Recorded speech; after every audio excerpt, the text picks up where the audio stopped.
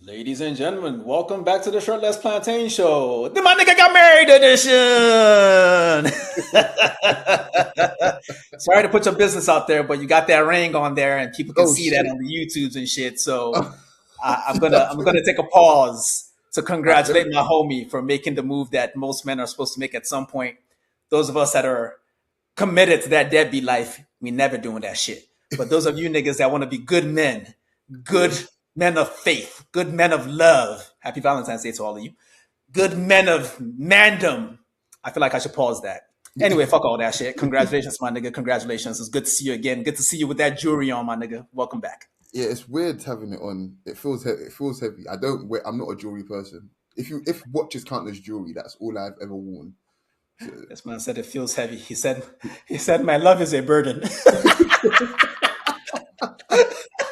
Madam, you did not hear that. My friend, you did not hear that. I just said it's for the for no, the law. I've The been law. saying it since last week. She knows, right? Oh my days. Yeah. Any if there were more people here and we were drinking alcohol, which we never really do in our friendship, someone would be like toast. So I demand a toast, Coach. Give us a toast. So, um, first and foremost, come on, Arsenal. Um, Secondly, but not less importantly, um, I really talking to the devil. She's actually calling me now. But yeah, find your person and don't be a dick. It's pretty simple. Yeah, I'm pretty good at the finding your person part. The yeah, being a we dick know. part, not so much. I'm too Mourinho with these motherfuckers, man. That's just what it is, man. In any event, enough about our personal lives and on to the things you came to hear about. We start, Coach, in Serie A. Hit them people with them headlines. Forever young. I should probably edit that part out. Maybe I will, maybe I won't. I don't know. But look, the secret to a long football career is hating your family, guys. And well done to Luka Modric for rescuing a point for Milan and abandoning your family at the same time. Shout out to you, sir. Uh, what's a Derby d'Italia without controversy? However, let me be clear on this, yeah. Juve, you need to find shame and never, ever complain about refs. Period. Period. That's what I'll say on that. And look, Daniel Malin has come from the Super League to bad up the Italian league like his forefathers. I don't know, Scott McTominay, Lukaku. Do you know what I mean? And he's dented Napoli's hopes in the title race with a double. I mean, hopes. In any event, we start with Inter 3, Juve 2 at the San Siro. Good Lord, what a game. What a game. Like, Yeah. we've had a lot of complaints about the Super League games being boring and the teams over there being boring. And relative to Serie A, relative to Ligue 1, that's definitely true, Coach, because this Oh, was real. 100%. This was real football. This was not attrition FC versus attrition FC. This was actual good football played by good players playing for good teams that are not as good as the Super League teams. But that's okay. We still enjoyed it. We start with Andrea Cambiaso. He was the main character of the first half. He scored that accidental own goal to open the scoring for Inter. Luis Enrique cross. Then his clever play at the back post for Juve equalized at 1-1. But let's just get to the biggest talking point from this game, Coach. It was 1-1. We were pretty close to the end of the first half. Pierre Kalulu, the Juventus defender, had already picked up what I thought was an unfair yellow. He got into a challenge with Barella. I felt like Barella fouled him, not the other way around. But somehow he got the yellow card there. So I'm just go ahead and say it. The referee probably racist. In any event, he gives him the wrong yellow. Then a couple minutes later, Bastoni, best player in Italy probably over the last 5 years. He's a bit of a scumbag, and you take Oh, that yeah. from an Inter fan. I'm wearing the colors right now, but he I definitely wouldn't take engineered that that part of his situation. game away. What's that? I wouldn't take that part of his game away. In fact, I Of might even course not. ask him to be even a bit more of a scumbag. It's heritage. I mean, it is what it is, but I think even the Italians, as cynical as they are, when Mm, you follow some of the press during and after the game, it feels like that kind of went too far for them. I don't quite mm, understand it as an Inter fan that watched Del Piero dive and win a mm. championship that way. That's watch Juan Cuadrado drive for Juve and win a Oh championship god. that way. Like, I remember all these things, so I just figured this was part of the game. But people seem genuinely upset by this. I think it was maybe the addition of I mean, I don't know. What do you think? Is it because it just seemed all so very deliberate? The ref couldn't really see. He went down, planned in advance, and he did the yellow card gesture as well. Yeah, And he fist bumped afterwards. So I think it was just too much for people. I had no issue with um, the fist bump. To be honest, the yellow card gesture is where I draw the line personally. Nobody should be doing that at all. Even if it's the yellow card is coming, it's obvious. Don't be a snitch. Don't be a gross. Don't do that. Like let the referees get it right or wrong, and you deal with it however which way. Whether you want to lift them up 5 minutes later or whatever, just don't be a snitch. Yeah, but yeah, that whole rule that I think this is pretty much every country that has VAR, but the Mm, idea that you can't use VAR to review a second yellow is just the most asinine thing ever. mhm. And I don't think that they need a whole IFAB meeting to resolve this issue. Someone should just say, you know what, we're just going to look at that shit and we can just all move forward. Yeah. Because it's been a couple incidents like this across the various leagues where it's like, surely we should be able to review something like this. So obviously wrong. So Mhm, I found that disappointing. But what wasn't disappointing, coach, was Juventus' response to this. I thought mhm. they started the second half really well, even with 10 men, had some really good shots on goal. Didn't quite work out for them. And once Kivu made the substitutions for Inter, Mm. shit got sticky for a Juve. Pause on sticky. Yeah, but I will say again, a player that I've highlighted here multiple times, and he's good because I'm English and he's a Yank. But Weston McKennie consistently impresses me, whether people want to admit it or not. He's just a good footballer. He really is, and I feel like he's laid off the calzone and the gabagool and what's the other one? The dessert. Anyway, Italian desserts. Yeah, I feel like he's laid off all of that shit. And regardless of who them look, Juventus in the last couple of years have had have a lot of turbulence with their coaches. All of the coaches have all picked McKinney. So he's a good footballer and he finds a way for them, whether it's in the league or the Champions League. He's usually the one to lead the charge. I still have reservations on him being the main man, but when called upon, he does deliver. So and him getting, I think it was that 1-1 he got the go ahead goal, didn't he? If I remember correctly. There wasn't a go-ahead goal per se. Inter actually went ahead Yeah. after their substitutions. They brought on Andy Diouf Oh, sorry, for he equalized. Enrique. Then they brought on Pio Esposito, who Yeah, scored the header from the DeMarco cross. DeMarco having a great season, by the way. Apparently, yeah. he has more assists now than 4 teams in the league right now. Hmm. That's crazy because assists are hard to get. Yeah. But they took the lead 2-1. About 7 minutes later, Juventus equalized, which is, again, crazy with 10 men. So I'm just so impressed by Yeah. them, by Spalletti, even though I can't stand the motherfuckers. They've just been playing really good football since they got this new coach. Hmm. And yeah, like as you mentioned, Coach McKinney was very much involved. He assisted Locatelli on, Yeah. on that equalizer. And honestly, just given the amount of drama in the game, I was pretty confident as with my Intercolors on watching that game that there would be another goal in it. I wasn't sure if it would be Inter. I wasn't sure if it would be Juventus, but I was like, there's going to be another goal in this. It's not ending 2-2. And we get to the 5 seconds left in the game. Zielinski gets a ball from Youth and just drills it in from outside the box. I think De Gregorio on the Juve goal just could not see because it kind of went middle of the goal a little bit, but he just Yeah, couldn't see. usually when the ball goes through a player's legs, goalkeepers simply don't react. They just don't know how to. Like the human body is not quick enough to react that way. But I will say this is like the fourth or fifth goal Zielinski plant from outside the box this season. It's his trademark. Whether it's from a corner and he hits it with great technique. I think there was one against that one was against Bologna. I think there's been a couple away from home as well.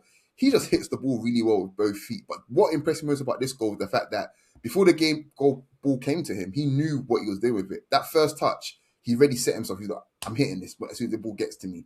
And it was a really pure strike. So, yeah, shout out to him, man. But the poor goalkeeper, you can't react. It's the same way when strikers are making that run and hit the ball across goal and it goes through the defender's legs, goalkeepers are always rooted. They just don't know where to dive. So I can't really blame the goalkeeper here.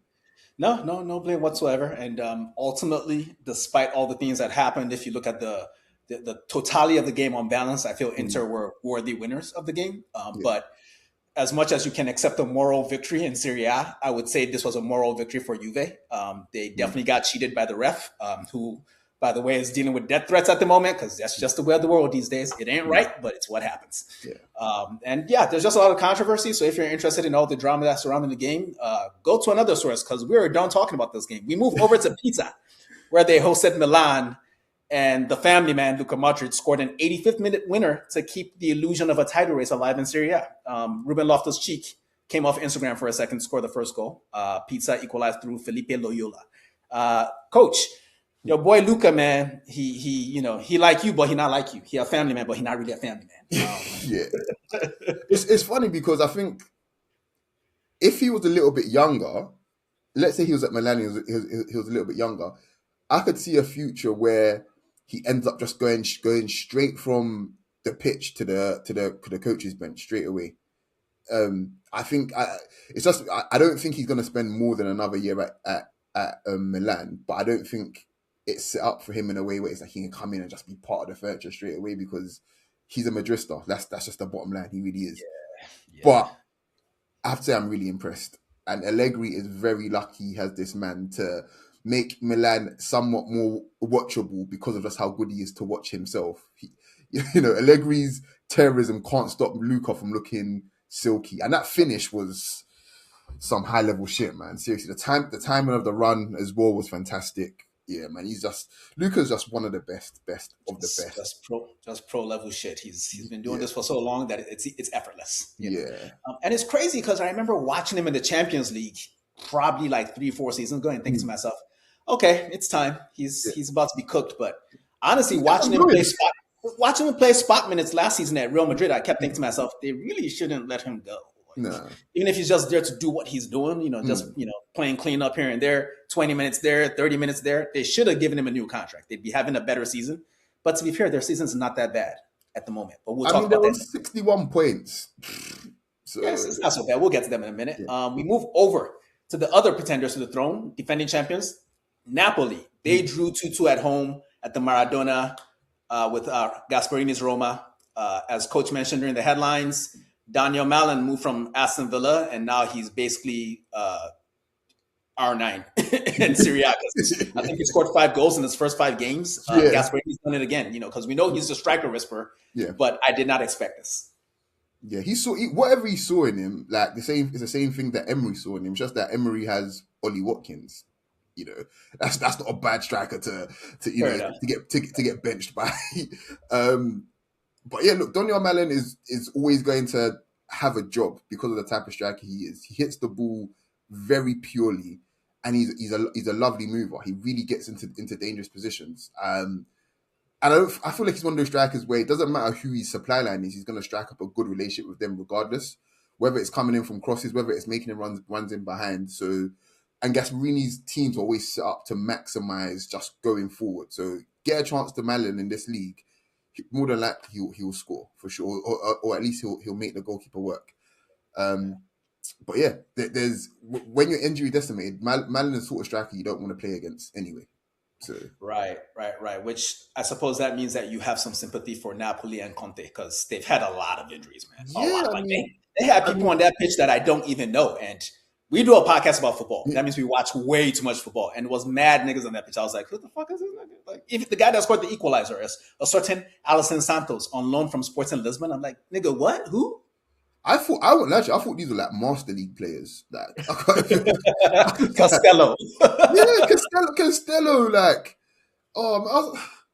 who? But that was a good finish though, to be fair. A really good drilled finish. And I think that went through the defender's legs as well. So yeah.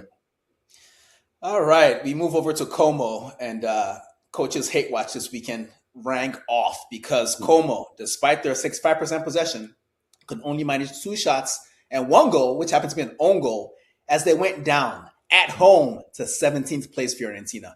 Coach, you have 30 seconds to be an asshole. Look, Fiorentina might be 17th, but they're the worst team in Italy. I thought you'd be an asshole to Como, not Fiorentina. That's no, I am. So Como losing to them makes it even funnier. Like, honestly speaking, I ain't got shit to say nice about Fabregas. That whole AFCON debacle, if you thought I hated Fabregas before, you guys ain't seen nothing yet. He's going to get a good job after this for sure. Probably the Milan job. And that's tricky though. I mean, because he's one of the owners at Como. He yeah, has the kind of say, and folks, if you're into reading at all and you have an athletic subscription, James Horncastle, who is arguably the best football writer working at the moment, that ranking changes, every couple of weeks. But he's probably my favorite though, to be fair. Yeah, he's been consistently good. Like everyone else, I can think of an article or two where I'm like, this guy's an asshole, or I don't like this. But Horncastle is just knowledge bars and humor all the way. So check him out. But he wrote a really interesting article about the way this whole generation change of coaches is kind of awkward. And it was sort of prompted by the fact that Thomas Tuchel, somebody who was rumored to be connected to pretty much every great job after the World Cup, basically went, you know what, I'll just re-up with England. Yeah. Like there's no point in working for these sporting directors in England where you don't even get to, decide when your players start and all that, So it just feels like, to go back to Cesc, it feels like if you're one of the owners of the club and you have that much leeway, you might as well see that shit through. He's a young coach. What's the rush? Like just thug it out for a while longer. It's not the setup at Como is better than the setup at Milan. There's more money at that club than at Milan. But it's the prestige, though. It's the prestige. Yeah, the prestige is. I agree with you, Coach. But I do think those jobs will be there. I don't think anything can go so disastrously that he needs to rush. Like we just saw Xabi Alonso. I don't think he went too early, but the shit did not work out. Because he was at a place that was kind of set up for him, where he was doing well, where the pressure was less. You go to a big club, shit might get weird. Yeah. Okay. All right. Well, Coach, since I've finished supporting Cesc, please give us the standings. Inter on 61 points, as mentioned earlier, in first place. Milan on 53 points, although they do have a game in hand. Napoli on 50 points in third. Roma on 47 points in fourth. Juve in fifth place on 46 points. And Atalanta on 42 points to round out the top six in Italy. So let's move over to Spain. And these are the headlines. Vinny has found his groove again since breaking his league goal drought and has a new celebration. I'll put that in quotes. Look, you got two idiots fighting for the third place trophy in Spain. They both lost in pretty pathetic fashion this weekend, but both of you know who I'm talking to, yeah? Atleti and Villarreal. And look, no bias here, but Ako Adams is truly a special man because he's making middle-aged white Spanish men cry, which is no mean feat. Those motherfuckers cry if they don't get their fucking siesta every day, man. It's not that hard. I've seen Vicente Del Bosque cry. It's just that his mustache was so beautiful you couldn't see the tears. It's so anyway, we start at the Bernabeu, where Real Madrid 4 goals to Real Sociedad's 1 goal. Gonzalo Garcia got the start in the absence of Mbappe, and he opened the scoring from a wonderful cross by Trent Alexander-Arnold. It's so nice to see that again, Coach. Like, it's crazy because Trent was the bane of our existence as Arsenal fans, watching him in England, but watching him play for a team that I give less of a fuck about, or just watching him in general, because he's been injured all year. I miss seeing those balls, man, pause. Like, what a cross, bro. What a cross. They don't know nothing about that at Real Madrid. They don't know, man. He's nice.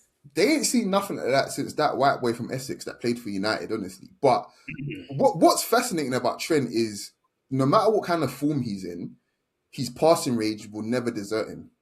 Like, he can be playing like a complete jackass, but let him get that ball out of his feet and he's going to show you something you ain't ever seen before in your life. So, yeah, I think that's worth, that game-breaking quality is always going to, he's always, much like someone like Malin, like Trent, more than anybody, is always going to have a job. He will always, I could see Trent in quite literally maybe the next 10 years having a job in Italy. Seriously, like he could still be playing in Italy at one of the big clubs in Italy because of that game-breaking quality. That's never ever going to desert him.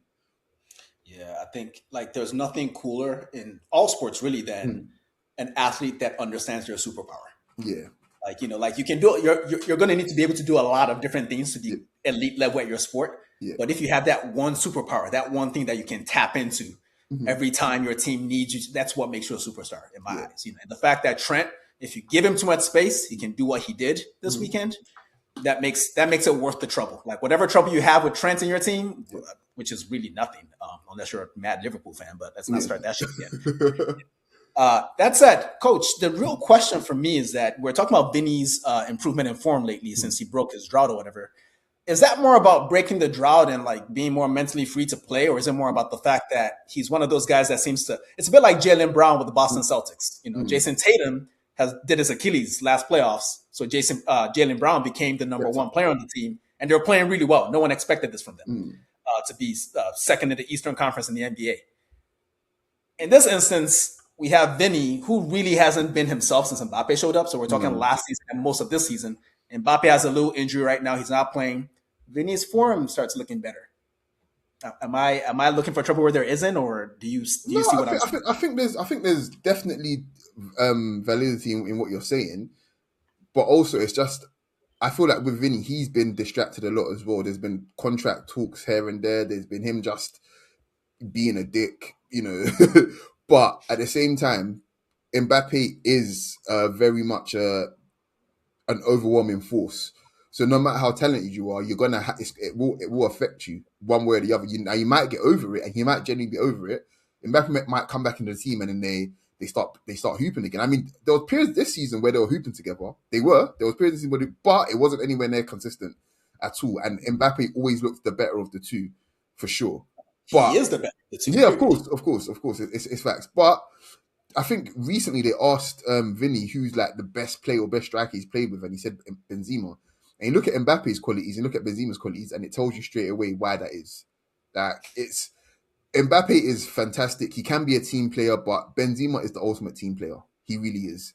And there's nothing you can do about Mbappe's game that's going to make him want to play like Benzema. He doesn't need to. That's not his game. Right. And maybe it's down to Vinny. Vinny's the younger one. Maybe it's down to Vinny to start learning, more about Mbappe. More. Maybe it's down to him. I don't know. Honestly, man, like obviously good players will win you trophies regardless. I just think they don't really fit as a pairing. It's just one of those things, like there's just like, yes, either one of them can find a pass every so often, especially those trivellas that Vinny likes to play from the wing into the space for the striker. But ultimately, these are not guys that are wired to be generous. Yeah. And that's not a criticism. It's just certain players are wired a certain way. Even at the lowest level of the game when you're playing pickup, there's certain guys you pass it to them in space. Some guys you pass it to their feet. It's just what it is. Like it's not a beef thing, but a coach at Real Madrid has to find a way to make that work. And for now, it's Alvaro Arbeloa's problem, not ours. Yeah. Good win for them this weekend. That's probably their most impressive win in a while because Real Sociedad were in really good form. They'd won 4 of their last 5 and drawn the other one. So there was a good chance that they could have gotten something this weekend, but it was never really close in this game. We move over to Getafe 2, Villarreal 1. Jordi Bordalas, his sleeper cell, took advantage of Villarreal's recent terrible form to confirm their unseriousness and the fact that there will be no real title challenge from a third team in La Liga this season. I can't be disappointed in a team with the resources of Getafe, the biggest shithousers in the world, getting points from a big team in Spain. But I am disappointed that Villarreal are not really pulling up the trees in La Liga this season. We expected more from them when we saw them in preseason, didn't we, Coach? Yeah, we expected more from them, but the fact that they've gone out of the Champions League as well, and they've been out of the Champions League, to my mind, probably since like match day 4 or 5. So they should have been just focusing on the league, focusing on trying to get back in the Champions League and potentially pushing one of the big 2 all the way. And they've just been, don't get me wrong, they arguably play probably some of the best football in Spain, like probably with Barcelona. I think they're probably the most fun to watch. But yeah, you look at what they've done in the Champions League and how it translated in the league for long stretch of this period of this season. I was like, that's definitely the third best team in Spain. And then for like the last 4 or 5 weeks, I'm looking and thinking, I don't know, maybe I was a bit premature of that. And with the signing of Ademola Lookman, which we'll get onto, maybe maybe they're not, Let's move on. Right. On to the other unserious motherfuckers in Spain. Atletico Madrid. Yeah. Rayo Vallecano put 3 of them things on them. 3. 1, 2, 3. On response. At least Villarreal got a goal. They made the game tight. They pretended to want to fight.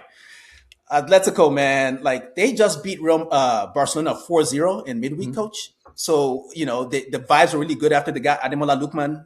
Yeah. And this, like, do you think this is a function of, because I feel like this is the kind of result that we never really saw with Atleti over the last, I don't know, decade and a half that Simeone has been there. I mean, But they've taken some beatings before, some serious beatings before, but in this manner and with the amount of quality that they have, it's pretty unacceptable, to be honest. And the fallout afterwards of between Oblak and Simeone lets me know that there's 100% a disconnect between somewhere.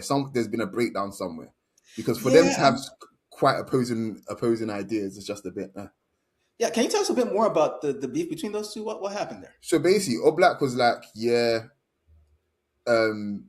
I don't think we did well. I don't think we prepped well and we played well. And then Simeone was like, I think the complete opposite of that. Straight up and down. He was like, no. So that's fascinating. That is fascinating. To my mind, I think it's a function of the kind of players they have, because we think of Atleti and Simeone based on the heritage, like, shithousers, deep block, counterattacks. But if you look at the lineups that have been put out for the past, not even just this season, coach, been a couple seasons, it's a lot of attacking, flair attack players in those lineups. So maybe trying to overhaul the style a bit has made them have a lower floor than they used to. Like before, they could at least rely on clean sheets and shit like that. But I don't know. It's disappointing, because I thought Lookman was about to make them become that third team that would maybe sneak into the title race, but not based on this evidence. No, and it's funny because even more scathing was the fact that he said that he feels like they've given up, basically. Already? So, giving up on the title, basically. And they were supposed, they're very far behind him at this point, but again, you don't outwardly say that with like 13 or 14 games left. So it's crazy, man. Crazy.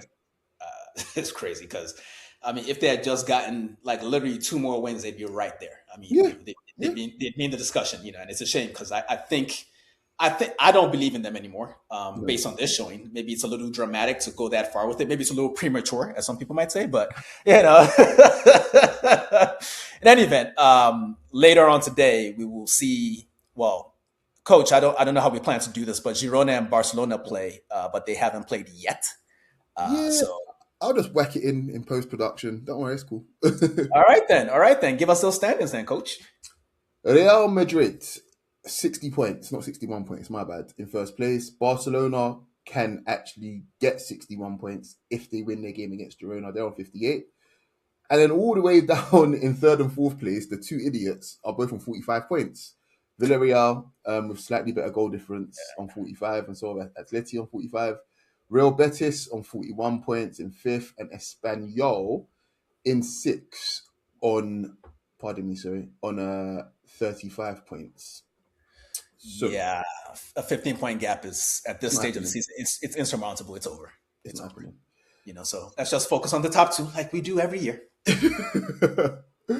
Right. In Germany, this is what happened. Harold Kane, 500 goals. I have nothing but respect for my former Arsenal Haylander. Bravo. There's not many strikers that get to even 400 goals. So, or even maybe 300, to be honest, especially in the modern era with everybody just defending on their 6-yard box. But Harry Kane will find a way, even if it is a bunch of penalties. He will find a way. He's kind of he's a little bit like the Jurassic Park of football. In it. Life will find a way. You know what I mean? Like he's so inevitable, man. Ryerson, he had a day and a half, 4 assists, to keep more misery on minds. I think it's DeMarco. Yeah. Leverkusen, man. Look, they're finding form with another, impressive win and taking down beaten run to 4. Very nice. But we start in Dortmund. As coach mentioned, they defeated Mainz 4-0. Serhou Guirassy is finally back in form. He had a slow start to the season. A nice double. Their 5th win in their last 5 league games, and they are now within 6 points of Bayern. I can't really get excited about that, coach, but it was a very exciting performance against a team that we do not like. Yeah. Do you know what's so funny? Yeah, now is when Dortmund is going to show who they truly are, because now they started making us think that they could potentially catch Bayern. Dortmund won't win the next game. Who wants to bet with me? Like, in fact, Ramadan's coming up, so let's not bet with me. But they're not winning the next game. Listen, young FanDuel, I'll be dead serious right now. Like, look in my eyes as I say this to you. Don't pause this, okay? I don't believe in Dortmund at all. No. Not even a little bit. Not even while I was watching them score the goals. Like, I don't believe in them at all. Like, not matter of fact, you know what? Just to make a point, because I know this is Inter gear, but it's got yellow and black on it, so get rid of that bullshit. So no one thinks I believe in Dortmund at all. Like, fuck that. All right. Can we move over to a serious team? Yeah. All right. Werder Bremen hosted Bayern, and Harry Kane, as part of he scored his 499th and 500th goals against them. Of course, there was a penalty involved because that's just what he does. But do you think Bayern are done with their little mini blip? They had a draw and a loss. Well, not last week. They won last week as well. They won this weekend. But prior to that, it was looking like they were going on a blip. The two performances were actually quite worrying because of the manner in which they dropped points. The teams looked like they believed that they could get that Bayern, and usually Bayern kill any sort of hope that you have. Like, teams just kind of go into their shell. But I forgot who it was, man. There was the home game that they lost, and it was their left winger that was terrorizing them, man. But anyway, I think they're over it. Company is I really like Vincent Company. I can't lie to you. I really do. Communicating, like I've mentioned before, like he's great at it. But it's the fact that the way he's platforming these forwards, between Diaz, Kane, and Elise, they've both contributed over 100 goals already. And then you got Leonard Carl there in the absence of Musiala, who Musiala is now back, fit as well. I'm always going to have time for coaches that have insane attacking talent and just lean into it. They just say, okay, this is what we have. This is what we're good at. Let's just go. And I'll let me deal with our out of possession sort of shit and make sure that we're solid where we can be. But you guys, I'm going to put you guys in the best position possible to just kill teams as much as we possibly can. Yeah. Yeah, it's like Vincent Company, we had doubts about him when they hired him because it was like their 18th choice. But just by mere dint of the fact that he's black and he's fucking brilliant and he wears a lot of Y3 like I do, like this is outside of Arteta, this is my next favorite coach in Europe. Like he's the one I'm rooting for. I expect him to coach Real Madrid someday. I said it here today. It will come true soon. Don't worry. He has to get past our coach Eric Schell, who said he wants to be the first African to coach Real Madrid. So he's got to wait in line. Well, it all depends on which one of them gets to make eye contact with Florentino first. Because if it's Schell, it's him. If it's Company, it's still Schell. All right, Leverkusen 4, St. Pauli 0. This was just an utter destruction. Can we actually expect Leverkusen to go on a bit of a run here? They're kind of on one already. So how long can this go? I think they're the form team in Germany, if I remember correctly. They are. Them and Dortmund, I suppose. Yeah, Dortmund. Yeah, Dortmund obviously are the form team, but it's Dortmund, so it is what it is. But I personally think they'll probably make a push for the Champions League spaces. They're not that far off Stuttgart and Hoffenheim, but yeah, too little, too late in terms of the title. But I'm enjoying this resurgence, and Alex Grimaldo is spearheading a lot of that. Yeah, it's probably too late given the fact that I think he's 29 or 30 already, but it would be nice to see him be part of another winning machine again. I know he had the moment with the undefeated season and all that, but I would like to see him on an elite team again. He's that good. He's that good, Wolfsburg 2, RB Leipzig 2.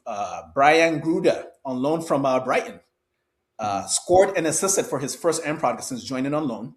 And Jan Diomande continued his breakout this season with a goal as well. People scored for Wolfsburg, but I don't really care about them because we drive Benzes over here. We're not no Volkswagen ass niggas. We don't give a fuck about that shit. We drive the Benz over here, man. We be fucking with Germany. We fucking with Germany for real, man. Shout out Lewis Hamilton and all that shit, man. Coach, hit us with them standards, man. Fuck all that. Bayern Munich on 57 points in first place. Dortmund on 51 in second. Hoffenheim on 45 points in third. Shout out to them. They've arguably been the surprise package, I want to say. Stuttgart, 42 points in fourth. Leipzig, 40 points. in 5th, and Leverkusen on 39 points in 6th. Now, just want to do a quick check. Right, I'm annoyed. I thought they were in the relegation places. They're not. I'll be back next week. Patience, man. Right, so let's have a look in France, guys. Oui, merci, bang bang, croissant. Let's go. Victor, Wembanyama, let's go. Woo. PSG got beat so bad that Dembele had to basically tell everyone stop being selfish dickheads, basically. Lons aren't just here to participate. They want to wrestle this title away from the nation state. Yes. Lyon are now on 13 wins in a row in all competitions, and they're probably the best team in France on current form right now. I'm sorry, coach. If you win 13 in a row, you're not only the best team in France, you're the best team in Earth. This is the best team right here, man. Give them their respect. Okay, it's not going to last forever, but for now, this is the best. 13 wins in a row? That's a lot of wins. Yeah, I mean, Fonseca... I don't want to see them. I don't want to see them right now. Boy, Fonseca has them eating out the palm of their hands. And Lyon fans, probably just as bad as Marseille fans are very hard to please. So, yeah. But speaking of Marseille, look, their car crash over the last fortnight has been crazy. De Zerbi and Benatia both exiting the club, and then they follow up their 5-0 loss at PSG with a really disappointing 2-2 draw with Strasbourg. But let's start with the first disappointment of all, for those who root for PSG, not I. Ron 3, PSG 1. If you don't watch Ligue 1, people, I would consider making time to do that, because this is just fun stuff to watch. Like, it's just more fun to watch these games than the games in England. Okay, so if you're feeling a little cynical about the sport and the Prem is your main source of football, take some time to watch some of these other leagues. I promise you it's worth it. But outside of Lyon, Bayern, and Monaco, no other team has beaten PSG more often since 2011, which would be when the nation state showed up, than Reims. And interestingly enough, Ousmane Dembele's team, or the team for all the great wingers, is Reims. Well, Reims and Lille, but we can get into that later. But per usual, PSG dominated statistically, but the home chance created the better chances. They pretty much every time they had the ball, it felt like something interesting happened. PSG had a lot of inefficiency, like they typically do. Moussa Al-Tamari completely destroyed William Pacho for the opener. Estelle Lepau scored the second in the second half from a nice header from a corner. Probably should have scored in the first half, like the very first attack of the game. He hit the post. So and finally, Bril Mbolo closed the game out. But before that, Dembele had gotten PSG back in the game with a header from a deflected cross from Hakimi.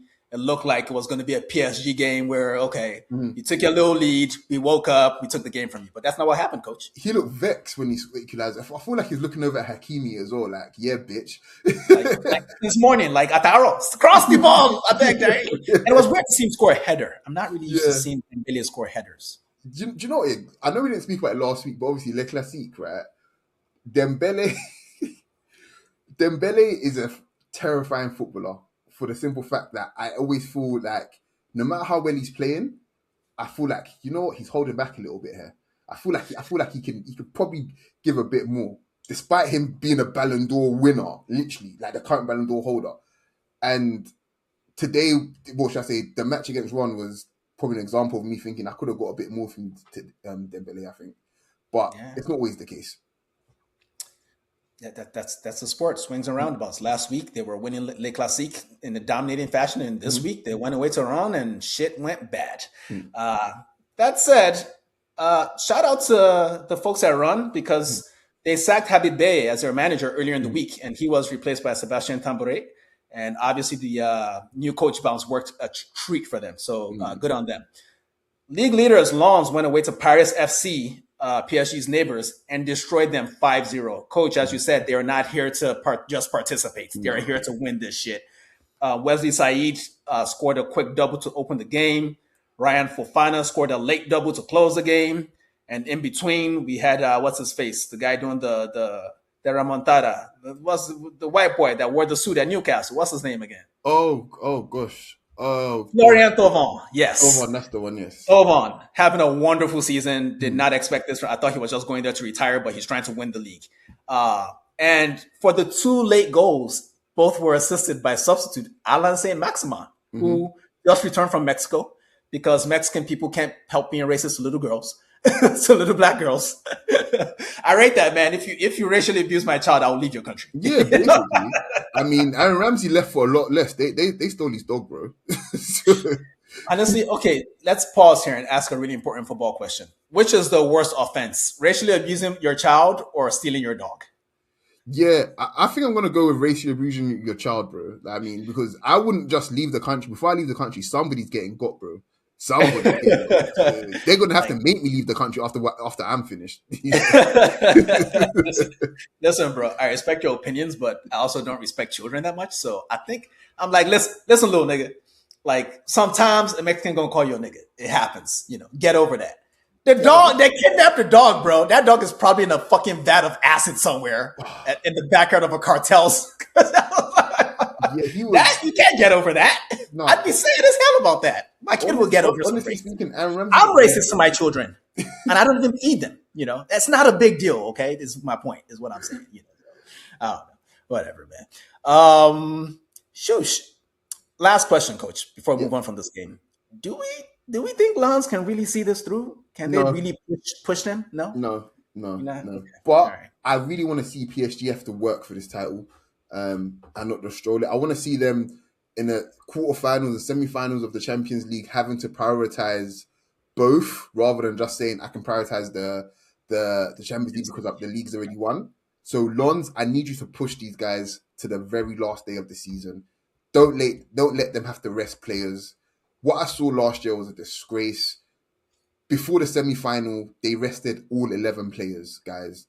And they were fully healthy. And they were fully healthy. So please, I'm begging you, the rest of France, don't let these bastards have that luxury again. Make them work for this. Even if they do win it, at least you're going to keep them on. You're going to keep them honest. Yeah. You know what, Coach? I think I'm going to do my part to support my club's European ambitions by purchasing a Lens jersey from their actual website, not from my plug in China, from their actual website. So they get my money, and that can maybe help support them in their journey to win this thing. Hopefully. So that when PSG has to play some real teams in Europe, there's some stress there. So I'm gonna do that after this show. Let's move on. Lyon 2, Nice 0. As we said earlier, Lyon secured their 13th consecutive win in all competitions, and Endrick also won Ligue 1 Player of the Month in his first month in France. Very impressive, Coach. Well deserved, man. I don't want to reduce it to just this, but when you hit the ball as hard as him, I feel like you can just do anything. He's not even 20 yet, is he? I think he's 18 or 19 still, isn't he? Listen, that's a man, okay? Yeah. Right? He got married before you, so don't talk about his age, okay? That nigga got married at 16. Respect him. That said, I feel like Endrick is like the most aesthetically pleasing version of Julian Alvarez. I feel like they're the same player, except Endrick, when he scores, it always looks like a movie. I don't get every goal. It feels like attempted murder. That's what it feels like, bro. He just smacks this shit out the ball. I love that shit, man. Yeah, man, he's 19. Yeah, 19. That's a grown man. We could send him to war. And he is in the wars, and he's winning. He's winning. Despite the suspension, he's winning. As for the game itself, Corentin Tolisso scored the opener. It was his 50th goal for the club. Nice moment for the captain. And the closing goal was scored by a young man named Noah Narte. His first ever goal for Lyon. So that's some nice symmetry for them to wrap that game up. The previously mentioned Marseille hosted Gary O'Neill's Strasbourg, and the week from hell basically continued because De Zerbi left. A fan boycott meant that most of their fans missed the opening goal scored by a guy we don't really talk about on this podcast. And Amin Gouiri doubled the lead early in the second half. However, Gary O'Neill's men, Blue Co FC, snatched a point at the death after Emerson, the one you remember from Chelsea and West Ham in the Super League, conceded a late penalty that was converted by Joaquin Panikele, who, by the way, we will see in the Super League very soon. That is a very good striker. He almost missed his penalty, but he's a very good striker. And as Coach mentioned earlier, Mehdi Benatia resigned as sporting director after this game or the next day. So the drama continues. But here's my question to you, Coach. Yeah. You're an Arsenal fan. Allegedly. There's an Arsenal jewel in Marseille's possession right now. I don't think this was the idea when he was sent over there. Do you think this is I still think this is a good overall experience for him, regardless. How do you feel about it? Yeah, I mean, sometimes you gotta. I'm gonna get nerdy here. So Dean hasn't watched Dragon Ball Z basically, but you see how like Goku sent Gohan away to train with Piccolo, and Piccolo was just beating the dog shit out of him every day, and he had to hunt for his own food and shit. And then when it was actually time to fight, this boy was ready. Like, this boy was ready to go. That's what it feels like with Wanyeri. He's gonna come back and he's gonna be speaking French, but he's also gonna be very, very prepared for whatever bullshit happens next season. And before I finish up the point, next year is the first. Well, the season after a World Cup year is always incredibly difficult, and whoever has the best start, especially in the top teams, usually are the ones that will be fighting for the title. If you have a slow start after the World Cup year, you can pretty much forget about the title, I think. If Wanyeri is there in the first early months of the season, ready, and he can be the one to really push the team kind of thing, Arsenal might be okay next season again to go again for the title. You know what I mean? So I think this is a great opportunity for him to get minutes in his legs, to deal with a bunch of bullshit, to feel the pressure of, being one of the main players. Because already, before he got sacked off, De Zerbi was playing him in positions that he was playing the guy that we don't talk about, allegedly their best player. Like, he already recognized the talent, so you're already there. So when you get back to your parent club, make them recognize it even more, make them rely on you, especially in those early months. Man, that boy is going to go back to Arsenal and be so grateful, the same way I was so grateful after I went back home from boarding school for the first time. Like, oh, I love you, Mom. Don't ever send me back there. That motherfucker sent me back. Anyway, apparently I had to get educated. What the fuck? Anyway, Monaco 3, Lens 1. Simona Dringra. I only put this on the schedule because it was really weird to see two ex-Brighton guys, wingers, doing good things in continental Europe this week. He also bagged the brace as part of 3 goals in 5 minutes for Monaco as they beat Lens 3-1. But coach, the last time these two teams tangled, Monaco put 7 past them. So this is progress for Lens, right? Facts.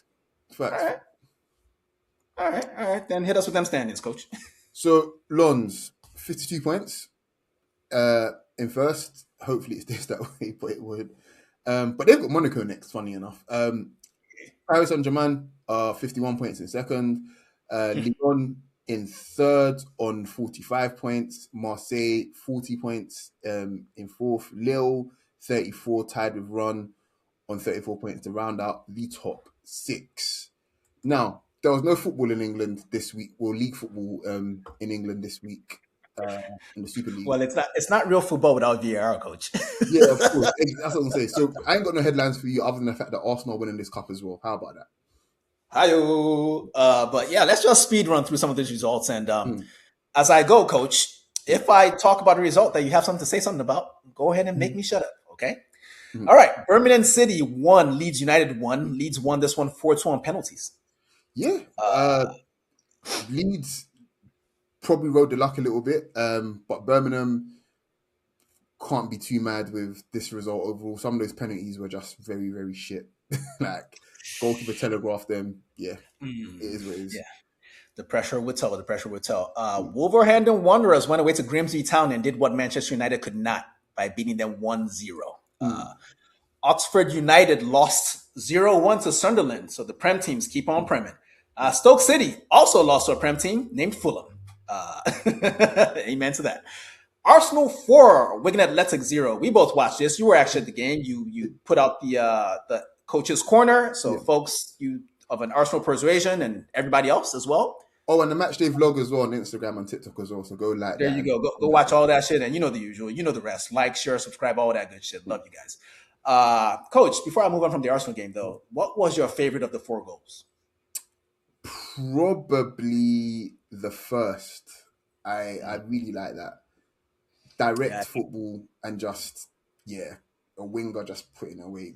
The finish was so good. Like, that's a finish. If I see that from Dembele, I'm like, oh my gosh, what a great finish. It's Madueke, so I'm even happier.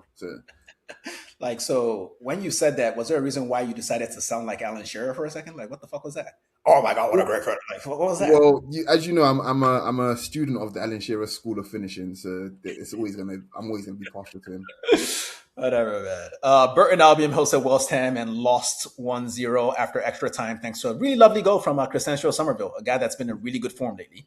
Insane form. I need to put him in my FPL team because I'm still coming for that championship, people. Like, we don't talk about it much, but I'll be watching that shit every week. I'll be picking my teams. I'm still in the top 10. I'm right there or thereabouts. I'm not Villarreal. I'm not Atletico. I'm coming for the niggas. Pause. Burnley 1, Mansfield Town 2. Okay, a Prem team messed that up, coach. Did you see anything in this? What happened? Is Scotty Parker in trouble again? No, but it's Burnley and they're rubbish. And I cannot wait to play Gyökeres and Havertz against them. I really cannot wait. Inshallah. I cannot wait, man. I need that 8-0, inshallah. Manchester City 2, Salford City 0. This game was interesting because obviously the result was always going to be what it was going to be, but Salford City looked really good for a League Two team against Man City of all teams. It was really weird to watch. They're owned by all of the class of 92, so they're never going to, put up a shitty fight against that lot. So they're always going to try and hurt them one way or the other. Like, they actually looked like they could have gotten a result. Obviously, it didn't happen. Gary Neville was in the change room saying, "You fuckers, right? Do not let them score 10 that they did in the last round, right? We'll take a 2 or 3-0, lads. Right, go have fun out there." Basically, that's what it was. Norwich City 3, West Bromwich Albion 1, Southampton 2, Leicester City 1, Aston Villa 1, Newcastle United 3. A lot of refereeing controversies in this one, Coach. Any thoughts on the various VAR fucks-ups, or is Chris Kavanagh just a shit ref? Well, he's an English ref, so the answer is yes. I didn't see much of this game, but both teams have shafted us on the VAR, so they can both get fucked. So, well said, sir. Liverpool 3, Brighton Hove and Albion, or Brighton and Hove Albion. My bad, people. Don't want to disrespect the Seagulls, especially the fan that wore a seagull costume for essentially the entire. Like, I respect the commitment to the cosplay, bro. I'm gonna see you at Comic-Con next year. It's gonna be great. Like, this shit, what is it about a seagull head that is just so surreal and intimidating? There's no expression as well. It just looks at you, bro. Like, bro, when I saw that shit, I thought I was on First 48. I want to start snitching on nothing, really. I just want to start snitching. Like, I'm sorry, Mr. Seagull. I didn't murder nobody. Like, the body's in Memphis. Finally, Chelsea won 4-0 away at Hull City in the LinkedIn Liam derby. And I guess not finally, but finally, for real, Wrexham beat Ipswich Town 1-0. This Wrexham shit has been cute from a distance. I haven't been paying much attention to it. I'm beginning to feel like I'm going to have to pay attention to it within the next year or two, and I'm not happy about that. But it is what it is. What else you got for these people, Coach? Like, share, and subscribe. Ramadan's coming up, so the output on here may or may not be reduced for myself personally. But I'll still be here whenever I can.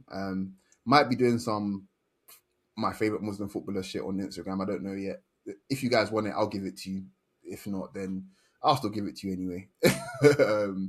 But yeah, that's pretty much it from me. That feels a bit like something you would have read in them files. Okay, so be careful what you're giving to these people, bro. Like, just focus on your marriage. Give it all to your wife, please. All right, folks. Coach, you know what to other people. Peace.